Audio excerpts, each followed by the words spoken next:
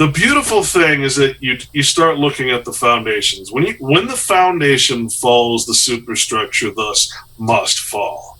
And I'm here to say, for all the things that I used to believe, and it's not so much that I was wrong or that anybody else was wrong or that the guys that are dying today that have been in the Patriot movement since the 60s up there in, where it started up in Montana, Michigan, there's all kinds of books out there on this shit.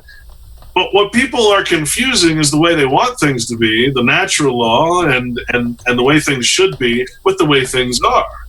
And as soon as you look at you say, okay, I don't want to, who cares what I think? I want to know how things really work. And as soon as you start looking at it for that, in reality, in the truth of the truth, right?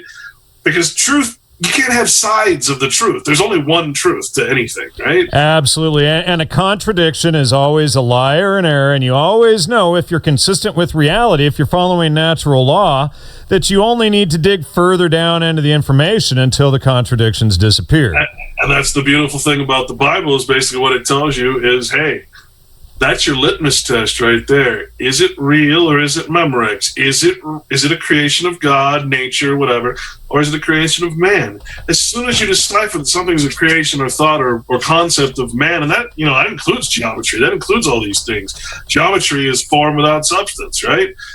You don't worship these things. You don't call them sacred, because if you call something that is artificial as sacred, that word gets magically transformed into the word curse. So if I sacredly worship something that is not of nature, I'm cursing you. I'm literally cursed because I believe in something that is not real.